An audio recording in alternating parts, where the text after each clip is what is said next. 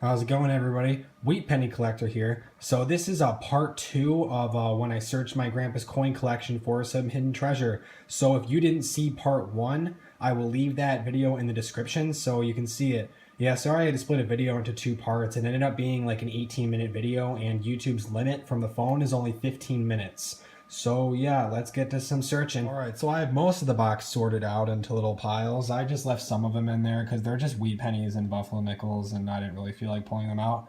But here he has a bunch of what they call barber dimes. So as you can see, a lot of them, like this one, it's really corroded, really sanded down. So this would just be it's worth its weight in silver, plus like a little premium just because it's a barber dime. So probably like a few bucks. And stuff like this, stuff like this would probably be worth a lot just because they're in good shape. So yeah, barber dimes are called barber dimes because they're named by their designer Charles Barber. I think that's his name, Charles. And yeah, he made a really popular design, so they named it after him, the barber dime. This is a mercury dime, so mercury dimes are worth their weight in silver usually because this one's really sanded down. As you can see, you can't really see the frame of the coin at all, but I love the design on the back, like the design on the barber dime. It's pretty cool. It just says one dime with like a little wreath. But this one has like an axe with like a vine, and it's really cool. I love it. It's like my favorite back. And they call it a mercury dime because the person here has wings on her head, like she's Mercury. So that's pretty cool.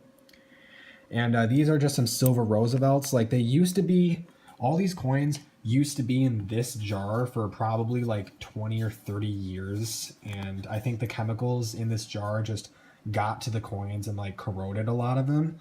So these are silver, but obviously these would only be worth like a buck in silver just because, no one wants to collect like corroded coins. These are just some buffalo nickels. Some of them are pretty much dateless. Others are tone kind of weird. Some of them are pretty shiny. And he has like a bunch of rolls of buffalo nickels. So I didn't see any. I looked through these. I didn't see any like key dates or anything like that. We're gonna take a look through this $50 roll later to see if there's any silver. But I see some silver on top. That's pretty cool. And these are all V nickels. So yeah, there's a lot of good condition V nickels around here. A lot of them are really sanded down. They call them V nickels because on the back there is a V, and they made this design as well as the barber dime design in the early 1800s or in the early 1900s, late 1800s, early 1900s. So this is actually like my favorite design of coin, like the V nickel and the barber dime and all that. So this is really cool. These are just some $50 I found in here. So this is a really nice 1968, so 90 or 40% silver. This is a centennial $50, so it'll say down here 1776 to 1976, commemorating this 200th birthday of our country. And as you can see here, instead of an eagle on the back, it is a Independence Hall. So 200 years of freedom, pretty cool. Here's a couple of Ike dollars on here, a 1972. Here's the back of a normal one, and this is a centennial Ike dollar, so it's the Liberty Bell. Pretty cool. And these are wheat pennies. So, you can just kind of assume that wheat pennies are worth like 3 cents a piece, unless there's some kind of like key date, Just a normal wheat penny that you find is worth like 3 cents. That's just what they use. And as you can see, these are a bunch of corroded steel pennies. So they sat like at the bottom of that jar for 20, 30, even 40 years. I have no idea how long. And they just over time slowly corroded. So in 1943, because they wanted to use copper and zinc for World War II, they made pennies out of steel. So a lot of people find these pennies and they think they're rich or something, but these are like one of the most common pennies out there. So these are barber quarters, so as you can see, they have the same design as the barber dime, and I was looking for like key dates and stuff, and this barber quarter, which is in really good shape, from the year 1905, is from the O Mint, and I looked at that mintage. I mean, it still has like some of the model on it. It's in pretty decent shape. The frame is still there compared to the other ones, like this one where the eye is missing, or this one where like the wreath on the face and like a lot of the facial features are missing. So this one is a mintage of like a million, and it's probably worth like $70 or $80. So there are some hidden gems in every collection. And this is a Cayman Islands quarter or nickel. So it has a shrimp on the back. I love Caribbean money. Like I love the animals on their coins. And then I also found an Austrian coin. So Österreich, that's Austria. 10 Groschen, 1955. A lot of these Eastern European countries or Central European countries made their coins out of aluminum. So if you feel them, they're like super light. These are some old Canadian coins, including my my channel emblem. This is a King George V Canadian penny. So yeah, pretty awesome. 1 cent, 1920. That is awesome. Along with some King George VI, which I found. But I've never found a King George V, and I really want to find one. These are just some old Canadian pennies. And these are just some modern coins. So yeah, that's this box. There's some pretty cool stuff in there. And now we're going to take a look at this $50 roll to see how much silver there is. Oh yeah, I forgot to mention, so I also found an MSU parking token. My grandpa had a few of these because he went to MSU a lot. And I'm going to MSU, so I have a couple of these, and I figured it would be cool to like make something cool, like a necklace or something with these parking tokens, because I'm assuming they're older, and yeah, it's pretty cool. All right, so I popped open that roll of halves, and this roll is actually almost all silver, which is really cool. So we'll go through the years. We have a couple 1964s, so a bunch of 90 percenters, and a bunch of 40 percenters. So we have one from 66, 4 from 67, 6 from 68, and 1 from 69. So that's awesome.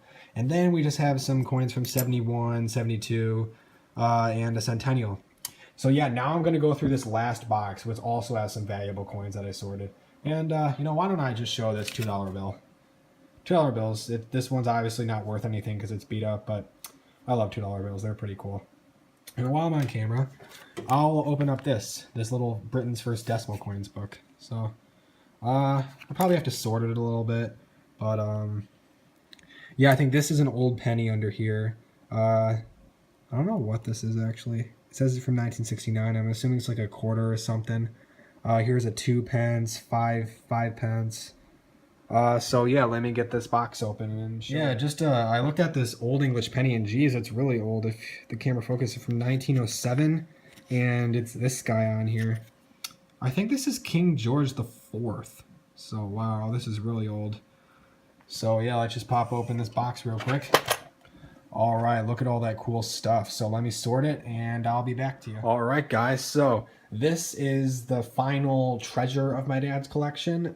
It includes some really old coins. You might be able to see some, but anyway, let's go to here. This is one of the oldest coins that he has. Obviously, if you can tell, this is a shield nickel, and it's so worn down that you can't tell what year it's from. Really, all you can tell is that it's 5 cents, and there's the shield nickel design. So obviously this would be worth nothing, but it's still pretty cool to have.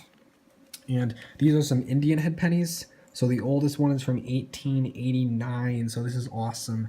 He has like 6 Indian head pennies. So I love Indian head pennies. My dream is to find one in a penny box one day.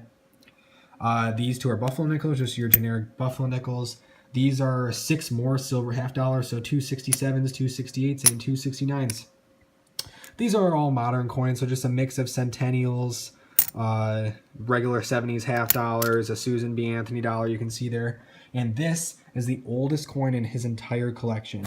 Obviously, this is really worn down, but this is an 1857 seated Liberty quarter. So they call it a seated Liberty because the lady on here is sitting down. So, and it says, I don't know if you can see it, but it's supposed to say Liberty kind of down like the side right here. So she's seated and it's Liberty. This is a seated Liberty $50. That's even in worse condition really, but I like the reverse isn't too bad, but the obverse is really worn down. So it's from 1875, which is just freaking amazing. Now we're getting on to some foreign coins. So this, oh yeah, here's some wheat pennies. And this is from France, Napoleon Emperor. Holy crap. So I think this is like Napoleon II or something. 10 cents, that's 10 cents in French. This is supposed to say Republique Française, and I think since the French kind of derived their constitution from the American one, I think because of that they put an eagle on their coins. But yeah, as you can see, I think this is like Napoleon's brother or something that took over after he got banished from France. So Yeah, this is really cool from the 1850s. I mean, obviously, these three coins wouldn't be worth anything because they're so worn down, but you know, this is just amazing to have like a French coin from the 1850s or 60s. I can't really tell, but that's so cool.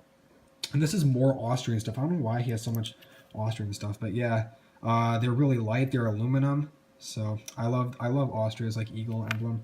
So as you can see, here's a lot of cool stuff. I think this one's like an older one. Let me just get this damn camera to focus. That's really cool. This stuff is some Canadian stuff.